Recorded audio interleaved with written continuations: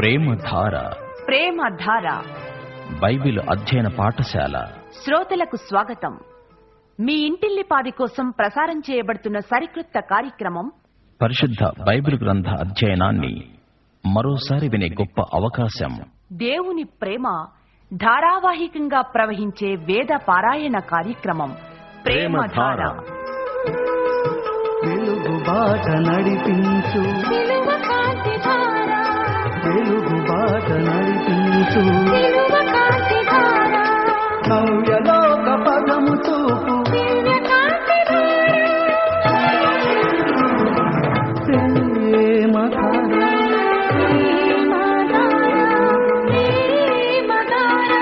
ప్రేమధార,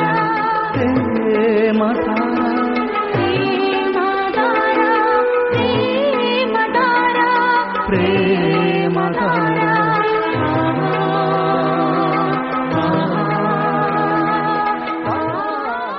సోదరీ సోదరులారా, ప్రభు అయిన యేసుక్రీస్తు నామమున శుభం. మీరంతా బాగున్నారా? సందేశాలు సక్రమంగా వింటున్నారు గదూ? మీ వద్ద నుండి విన్నప్పుడు మీ కృపాక్షేమములను బట్టి మానక దేవునికి కృతజ్ఞతాస్తుతులు సమర్పిస్తున్నాము. దేవుని మాటలు వాస్తవమైనవి, ఆయన ఆలోచనలు వాస్తవం. హృదయంలో వాక్యమును భద్రం చేసుకుంటే పాపం చేయకుండా అది కాపుదల. యేసు వాక్యము అధికారముతో కూడినది. ఆయన పలికింది జరిగి తీరుతుంది. ఈ రోజున మనము ఆదికాండం 5వ అధ్యాయం అధ్యయనం చేయబోతున్నాం. ఇప్పుడు పాట వినండి. ఓ పావనా పాత్రుడా, ఓ దేవరా కావుమా,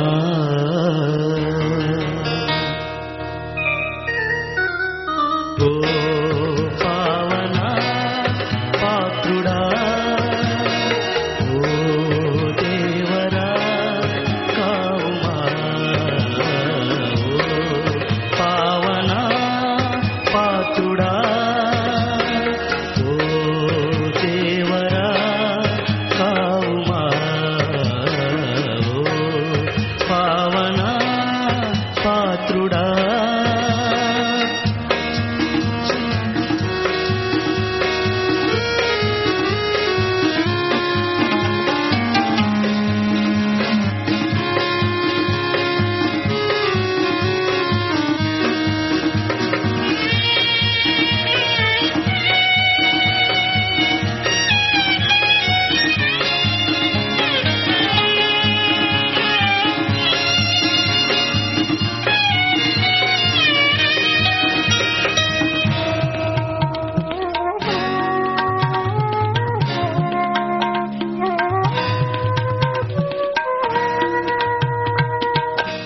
కరుణా స్వభావా కమనీయ దేవా, పరమాత్మ రూపా, ఓ పావనాత్మ. కరుణా స్వభావా కమనీయ దేవా, పరమాత్మ రూపా, ఓ పావనా, పరలోక రాజా మము కావుమా, పరలోక రాజా మము కావుమా, ఓ పావనా పాత్రుడా, ఓ దేవరా కావుమా, ఓ పావనా పాత్రుడా.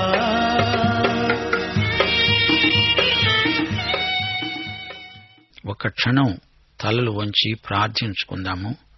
కృపామయ దేవా, నీ మాటలను విని ఆ ప్రకారము జీవించడానికి మాకు నీ ఆత్మ సహాయము దయచేయమని, మాకు వాక్యాశీర్వాదములను మెండుగా దయచేసి మా జీవితాలకు వాక్య ఉదక స్నానమందు శుచిని అనుగ్రహించి మహిమ పొందుమని యేసు నామమున ప్రార్థిస్తున్నాము తండ్రి, ఆమేన్. సోదరీ సోదరులారా, ఆదికాండంలో ఆదాము వృత్తాంతంలో చివరి అధ్యాయం. ఇందులో హనోకు గాథ ఉద్రేకభరితమైనది. హనోకు నుండి నోవహు వరకు వంశవృక్షం పొందుపరచబడింది. ఆదికాండములోని మొదటి 11 అధ్యాయాలలో లోక సమాచారం, సంఘటనలు చెప్పబడినవి. మానవజాతి పతనం వర్ణించబడింది. సృష్టి మొదలుకొని పతనం వరకు రాసి ఉంది. 5 నుండి 9 అధ్యాయం వరకు జలప్రళయం, ఆదాము నుండి షేతు వరకు వంశావళి వివరాలున్నాయి. కయీను వంశరేఖ ముగింపునకు వస్తుంది. దేవుని సంతతి కొనసాగింపు విధానం చూడగలం. ఈ వివరాలు క్రమంగా మనం పరిశీలించబోతున్నాము. ఆదికాండం 5వ అధ్యాయం బైబిలు అంతటిలోకి ఎంతో విషాదకరమైనది. సమాధుల తోటలో పయనించినట్లే మనకనిపిస్తుంది. ఆదికాండం 2వ అధ్యాయం 17వ వచనంలో, ఈ పండు తిన్న రోజే నిశ్చయంగా చస్తావు. ఆదాము సంతానం చస్తూ వచ్చారు. ఆ వైనం ఈ అధ్యాయంలోని విషాదభరితమైన సమాచారం. అందుకే పౌలు 1 కొరింథీ 15వ అధ్యాయం 22వ వచనంలో, ఆదామునందు అందరూ మృతి చెందుతున్నారు అని రాశాడు. ఈ అధ్యాయం ప్రారంభం ఎట్టిదనగా, ఆదాము వంశావళి గ్రంథం ఇదే. దేవుడు ఆదామును సృజించిన రోజున తన పోలికగా, అనగా దేవుని పోలికగా అతణ్ణి చేశాడు. మగవానిగా, ఆడుదానిగా వారిని సృజించి, వారు సృజించబడిన రోజున వారిని ఆశీర్వదించి వారికి నరులు అని పేరు పెట్టాడు. నరులు, మానవులు. నరుడు ఆదాము, నారి హవ్వ. నరనారీ వృత్తాంతం ఆదామీవీయం అనవచ్చు. హవ్వ ఆదామునకు అర్ధభాగం, అర్ధాంగి. మరో ముత్యం లాంటి సత్యం ఇక్కడ ఉంది. ఆదాము వంశావళి గ్రంథం ఇదే. ఇలాంటి మాటే మత్తయి శుభవార్తలో మొదట రాసి ఉంది. యేసుక్రీస్తు వంశావళి అనగా వంశవృక్షం. 2 గ్రంథాలు, పాత నిబంధన, కొత్త నిబంధన. 2 సరళ రేఖలు, 2 సంతతులు. ఈ 2 పరస్పరం ఎదురెదురుగా ఉన్నాయి. ఈ రెండిటి మధ్య సుదీర్ఘమైన పోరాటం. సైతాను సంతతి, క్రీస్తు సంతతి. ఈ రెండిటి మధ్య వైరం, యుద్ధం. ఆదాము 130 ఏండ్లు బతికి తన పోలికగా, తన స్వరూపమందు కుమారుణ్ణి కని అతనికి షేతు అని నామకరణం చేశాడు. ఏమిటేమిటి? ఆదాము సృజించబడినది మొదలుకొని 130 ఏండ్లు బతికాడా? అంటే అసలు షేతు పుట్టినప్పటికీ అతని వయస్సు 130 సంవత్సరాలు. ఆదాము చనిపోయేటప్పుడు అతని వయస్సు ఎంత? 930 ఏండ్ల. సృజించినప్పుడు ఎంత వయస్సు గలవాడు? ఏమో, దేవుడు చెప్పలేదు, మనకు తెలియదు. మనకు తెలియనప్పుడు తెలియనట్లే ఉండాలి గాని ఊహించడం ప్రమాదకరం. ఆదాము సృజించబడిన రోజు అతని వయస్సు 30 ఏండ్ల, 14 ఏండ్ల, 45 ఏండ్ల? ఎవరు చెప్పగలరు? దేవుని రహస్యాలను రహస్యాలుగానే ఉంచాలి. బయలుపరచబడిన వాటితో తృప్తి చెందాలి.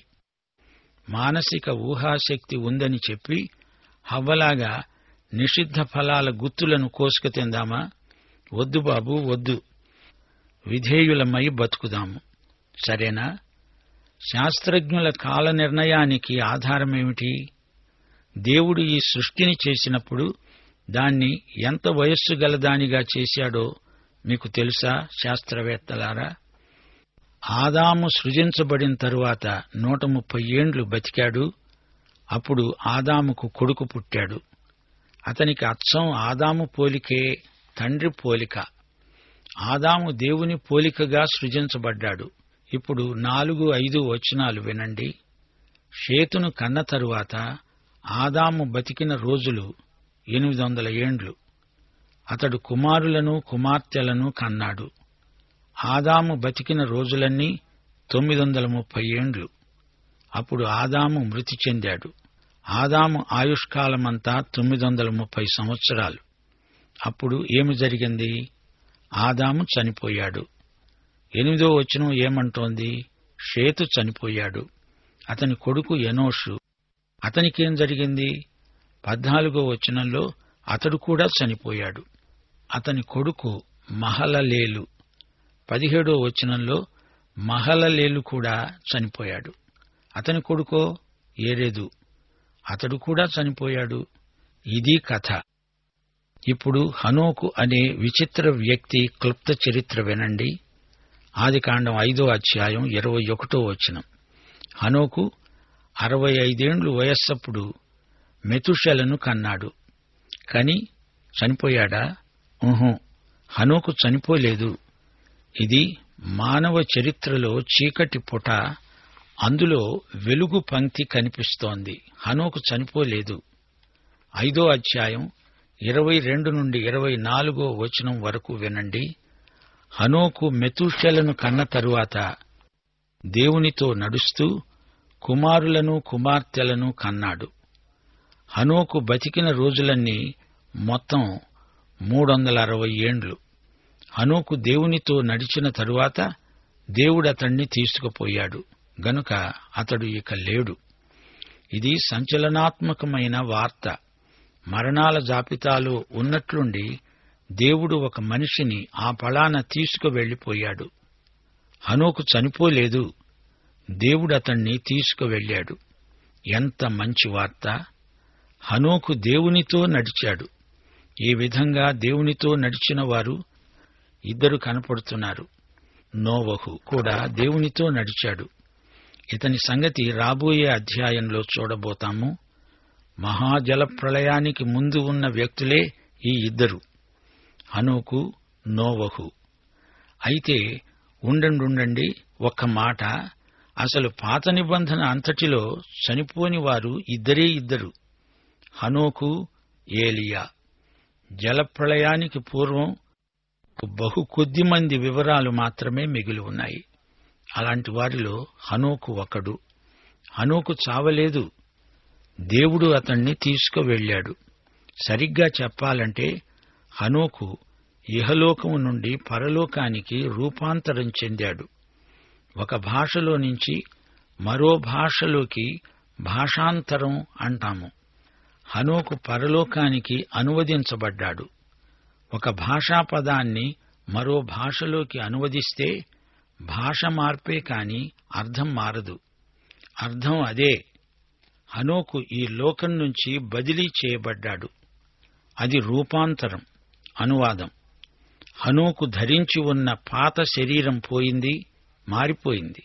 అయితే అతనికి పరలోకానికి అనువైన మరో శరీరం వచ్చింది. సరే, ఇప్పుడు జాగ్రత్తగా వినండి. హనోకు తన 65వ ఏట మెతూషెలను కన్నాడు. ఆ తరువాత అతడు దేవునితో నడిచాడు. అతని జీవితంలో మొదటి 65 సంవత్సరాలు ఎలా గడిచాయో మనకు తెలియదు. 4 అతడు ఒకడు, 10 అతడు ఒక మామూలు మనిషి. ఆ తరం మనుషులు ప్రమత్తులు, నిర్లక్ష్యంగా యథేచ్ఛగా జీవించారు. అందరూ నోవహు జలప్రళయంలోకి మూక ఉమ్మడిగా నడుస్తున్న తరమది. అయితే మెతూషెల పుట్టినప్పుడు హనోకు నడక మారింది. మెతూషెల పుట్టినప్పుడు తండ్రిని మార్చాడు. మన జీవితంలో కూడా ఇలాంటి విచిత్ర సంఘటనలు జరుగుతాయి. పుట్టిన బిడ్డ కూడా తల్లిదండ్రుల బ్రతుకును మార్చగలిగాడంటే ఇదే గొప్ప ఉదాహరణ. ఆ బిడ్డ మార్చి ఉండకపోతే అతడు మారి ఉండేవాడు కాడు. అదంతే. మెతూషెల పుట్టాక 300 ఏండ్లు అతడు దేవునితో నడిచాడు. కుమారులు కుమార్తెలు పుట్టారు. హనోకు ఇహలోక జీవిత కాలం మొత్తం 365 ఏండ్లు. అయితే అతడు చావలేదు. హనోకు దేవునితో నడిచాడు. దేవుడు అతణ్ణి తీసుకుపోయాడు గనుక అతడు లేడు. హనోకు లేడు, అంతేగాని అతడు చనిపోలేదు. ఈ ఉదంతాన్ని ఓ చిన్న పిల్ల ఎలా అర్థం చేసుకున్నదో చెప్పనా? ప్రతిరోజూ దేవుడు వచ్చి హనోకును అతని ఇంటి నుంచి కొంత దూరం వాహ్యాళికి తీసుకువెళ్లేవాడు. ఇలా కొన్నాళ్లు గడిచాయి. ఒకరోజు దేవుడు హనోకును తీసుకొని మాట్లాడుకుంటూ బహుదూరం తీసుకెళ్లాడు. హనోకు అన్నాడు, ప్రియదేవా, చాలా దూరం వచ్చేశాము, నేను ఇక మా ఇంటికి వెళ్తాను. దేవుడన్నాడు, హనోకు, ఎలాగూ మీ ఇంటి నుంచి చాలా దూరం వచ్చేశాం గదా, నా ఇంటికి చాలా దగ్గరికి వచ్చాం, రా అంటూ తీసుకుపోయాడంతే. హనోకు ఇప్పుడు తన ఇంట్లో లేడు, దేవుని ఇంటికి చేరాడు. ఇదిగో చూడమ్మాయ్, భలే బాగా చెప్పావు తల్లి, నీకు జేజేలు. నీకంటే బాగా ఏ బైబిలు పండితుడు ఈ సన్నివేశాన్ని వర్ణించజాలడు. హనోకు దేవునితో నడిచాడు, ఇక్కడ అతడు లేడు. సోదరీ సోదరులారా, గమనించండి, ఆదికాండములోని ఘటనలు అన్నీ ప్రారంభాలే. అంకుర రూపంలో ఉన్న మానవీయమైన విశేషాలు ఇందులో ఉన్నాయి. హనోకు చనిపోకుండా ఎత్తబడడం సంఘం ఎత్తబడడానికి ముందు గుర్తు. దేవుడు హనోకును తీసుకుపోయినట్లు అగ్నిప్రళయానికి ముందే దేవుడు సంఘాన్ని ఎత్తుకువెడతాడు. ఇప్పుడు ఆదికాండం 5వ అధ్యాయం 27వ వచనం వినండి. మెతూషెల జీవితకాలమంతా 969 ఏండ్లు. అప్పుడతడు మృతి చెందాడు. ఆదాము కంటే మెతూషెల ఎక్కువ కాలం జీవించాడు. ఆదాము, మెతూషెల ఈ ఇద్దరు వ్యక్తులు సృష్టికి జలప్రళయానికి మధ్య ఎడమును నింపిన ప్రముఖ వ్యక్తులు. సృష్టి ప్రారంభ గాథ అంతా మెతూషెల నోవహుకు చెప్పి ఉంటాడు. కొత్త నిబంధనలో ఆదాము మొదలుకొని వంశావళిలో కొందరి పేర్లు లేవు. అంతా 3 ఖండికలలో దేవుడు చెప్పించాడు. మనం అనుకునే దానికంటే ఎక్కువ కాలం దేవుడు మనిషిని భూమి మీద ఉంచాడు. ఇది నిజం. ఊరికే వంశావళి జాబితాలో 1,00,000 గ్రంథం చేయడం దేవుని చిత్తం కాదు. అసలు దేవుని ఉద్దేశ్యం మానవ చరిత్రలో దేవుని విమోచన. మెతూషెల అనే పేరుకు అర్థం పంపటం. అంటే మెతూషెల చనిపోయాక పంపబడుతుంది. పంపబడేది ఏమిటి? జలప్రళయం. మెతూషెల బతికి ఉన్నంతకాలం జలప్రళయం రాదు. సరిగ్గా మెతూషెల చనిపోయిన సంవత్సరమే ప్రళయం వచ్చింది. అతడు చనిపోయాక పంపబడుతుంది అని మెతూషెల పేరుకే ఆ అర్థం ఉంది. ఎందుకని దేవుడు మెతూషెలకు అంత దీర్ఘాయుష్షు ఇచ్చాడు? దేవుడు దీర్ఘశాంతము కనికరము గలవాడని ప్రజలు దీన్ని బట్టి తెలుసుకోవాలి. సోదరుడా, సోదరి, నీ విషయంలో కూడా దేవుడు ఎంతో దీర్ఘశాంతం చూపుతున్నాడు తెలుసా? 1 పేతురు 3వ అధ్యాయం 20వ వచనంలో దేవుని దీర్ఘశాంతం పేర్కొనబడింది. దేవుని దీర్ఘశాంతము ఇంకా కనిపెడుతూ ఉన్నప్పుడు, పూర్వము నోవహు దినాలలో ఓడ సిద్ధపరచబడుతూ ఉండగా అవిధేయులైన వారి వద్దకు ఆయన ఆత్మస్వరూపిగానే వెళ్లి వారికి ప్రకటించాడు. ఆ ఓడలో కొందరు, అనగా 8 మంది నీటి ద్వారా రక్షణ పొందారు. ఈ అధ్యాయం చివరి వరకు చదువుతూ పోతే మనిషి పేరు, అతని మరణము పేర్కొనబడ్డాయి. 31, 32 వచనాలు. లెమెకు బతికిన రోజులన్నీ 777 ఏండ్లు. అప్పుడతడు మృతి చెందాడు. నోవహు 500 ఏండ్ల వయస్సు గలవాడై షేమును, హామును, యాపెతును కన్నాడు. లోకంలోని మానవ జీవిత పద్యానికి మకుటం ఒక్కటే. అతడు ఇన్ని రోజులు బతికాడు, చనిపోయాడు, బ్రతికాడు, చచ్చాడు. ఇదే పల్లవి, అనుపల్లవి. ఇదే పాట, అందరూ అంగీకరించిన పాట, విషాదగానం. అయితే ఒక వేదాంతం ప్రచారంలో ఉంది.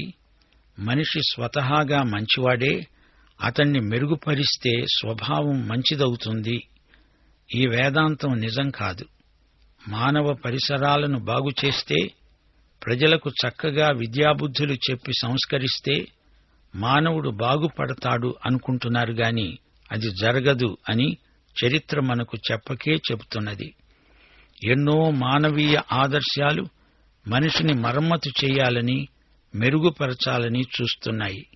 కాని అన్నీ ఓడిపోయాయి. మనిషి తనను తాను రక్షించుకోలేడు, సంస్కరించుకోలేడు. స్వయం సహాయంతో ఎవ్వడూ రక్షణ పొందలేడు. మానవ స్వభావం స్వతహాగా మంచిది అనే వేదాంతం సైతానీయమైన పచ్చి అబద్ధం. పాపమనేదే లేదు అని బుకాయిస్తే అదొక మిథ్యావాదమే అవుతుంది. మనిషిని గురించి దేవుడు ఏమంటున్నాడు? మనిషి పూర్తిగా 100% పాపి. అందులో అణుమాత్రం కూడా సందేహం లేదు. ఇది మానవులందరి వాస్తవ స్థితి. రోమాపత్రిక 3వ అధ్యాయం 10వ వచనం చెప్పే మాట వినిపించుకోండి. నీతిమంతుడు లేడు, ఒక్కడూ లేడు. గ్రహించేవాడు ఎవ్వడూ లేడు. దేవుని వెదికేవాడు ఎవ్వడూ లేడు. అందరూ తోవ తప్పి ఏకముగా పనికిమాలిన వారైపోయారు. ఇది లోకాన్ని గురించిన దేవుని అంచనా. ఈ దేవుని వాక్యాన్ని నీవు అంగీకరిస్తే శుష్క వేదాంతుల మాటల కన్నా దేవుని మాటల్లో జీవితమంటే ఏమిటో నీకు తేటగా బోధపడుతుంది. సోదరీ సోదరులారా, గమనించండి. మనం ఇప్పుడు దేవుని ప్రణాళికా రేఖను అనుసరించి బైబిలు భూమిలో యాత్ర చేస్తున్నాము. కండ్లు చెవులు తెరిచి ఉంచండి. మనకు భూతల స్వర్గం వచ్చేస్తుందని కాని, ఉన్నట్లే ఉండి సువర్ణయుగం వస్తుందని కాని బైబిలు ఎన్నటికీ చెప్పదు. ఆదికాండం 6వ అధ్యాయంలో భయంకరమైన జలప్రళయ దృశ్యం చూడబోతున్నాము. సిద్ధపడండి. ఈ మధ్య ఒక రోగితో వైద్యుడు, నీవు వెళ్ళొచ్చు, బాగైపోయావు అన్నాడు. ఆ మర్నాడే ఆ రోగి కాస్త చనిపోయాడు. ప్రమాదాలలో హఠాత్తుగా చనిపోతున్నారు. గమనించండి, ఒక భయంకరమైన వాస్తవమే మరణం. మన ఆదిపితరుడు ఆదాము చనిపోయాడు. అబ్రాహాము యూదాజాతి పిత, విశ్వాసులకు తండ్రి, చనిపోయాడు. నోవహు మహానౌక నిర్మాణం చేసి జాతిని పరిరక్షించాడు. అతడు చనిపోయాడు. దానియేలు మహావీరుడై సింహాల మధ్య విజేతగా ప్రకాశించాడు. అతడు చనిపోయాడు. దావీదు దేవుని ఇష్టానుసారమైన మనిషి. అతడు చనిపోయాడు. సొలొమోను మహాజ్ఞాని. అతడు చనిపోయాడు. బాప్తిస్మకుడైన యోహాను గొప్ప మారుమనస్సు బోధకుడు. అతడు చనిపోయాడు. పౌలు, పేతురు గొప్ప అపోస్తలిక బోధకులు. వారు చనిపోయారు. మెతూషెల 969 సంవత్సరాలు బతికినా చివరికి ఒకరోజు తను చనిపోయాడు. మరణాన్ని జయించగల శక్తి ఏదీ లేదు. ఎంత గొప్ప వ్యక్తి అయినా ఒకానొక ఘడియలో నేలపై పడి చావవలసిందే. కాని యేసు వస్తే విశ్వాసులం మనం చావం. హనోకులాగా ఎత్తబడతాం. మరియమాతలతో యేసు ప్రభువు మాట్లాడుతూ యోహాను సువార్త 11వ అధ్యాయంలో అన్నాడు, నాయందు విశ్వాసముంచినవాడు చనిపోయినా బతుకుతాడు. బతికి నాయందు విశ్వాసముంచినవాడు ఎన్నటికీ చనిపోడు. ఈ మాట నమ్ముతున్నావా? నమ్మటానికి దేవుడు మనకు సహాయము చేయునుగాక.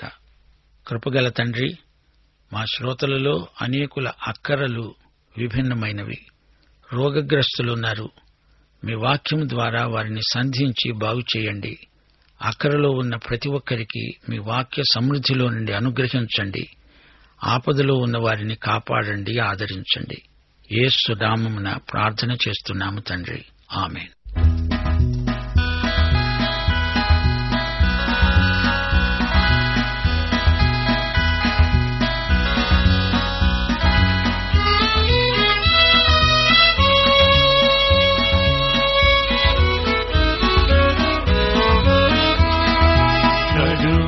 దేవుని సన్నిధిలో నిరతము నిందారహితుడవై,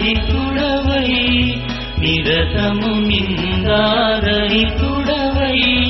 శక్తిమంతుడు నిత్య జీవుడు, శక్తిమంతుడు నిత్య జీవుడు, విడువడు నిన్నెప్పుడు. నడువును దేవుని సన్నిధిలో.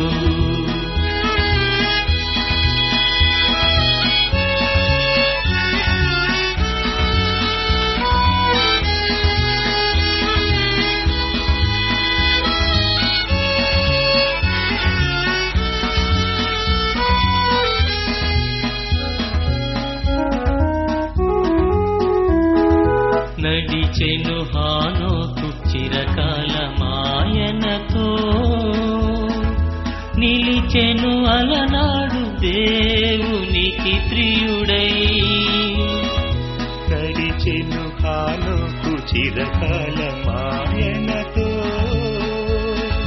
నిలిచెను అలనాడు దేవునికి ప్రియుడై. సాగెను దేవునితో వినయంబుగా, సాగెను దేవునితో వినయంబుగా, చరితంబున మిగిలే అమరుందై. నడుము దేవుని సన్నిధిలో,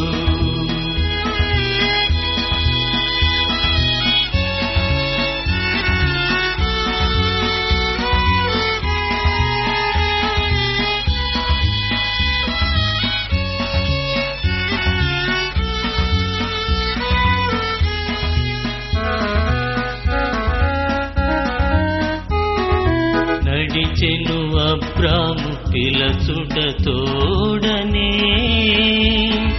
విడిచెను సర్వము నిలిచెను నిరతము. గడిచెను అబ్రాము పిలచుట తోడనే, విడిచెను సర్వము నిలిచెను నిరతము. తనయుని బలినివ్వా వెనుకాడలేదు, తనయుని బలినివ్వా వెనుకాడలేదు. విశ్వాసులకెల్లా జనకుండు, నడుము దేవుని సన్నిధిలో, నిరతము నిందారహితుడవై, నిరతము నిందారహితుడవై.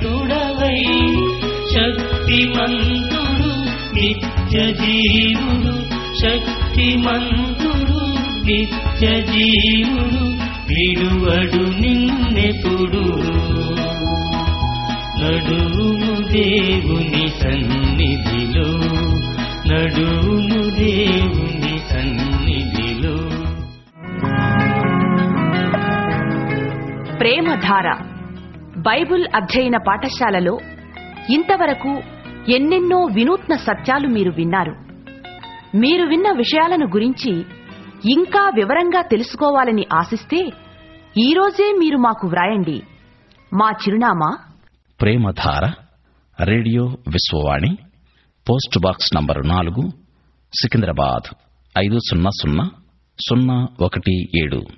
మా ఫోన్ నంబరు 04027003011. మా ఇమెయిల్ అడ్రస్ telugu@radio882.com.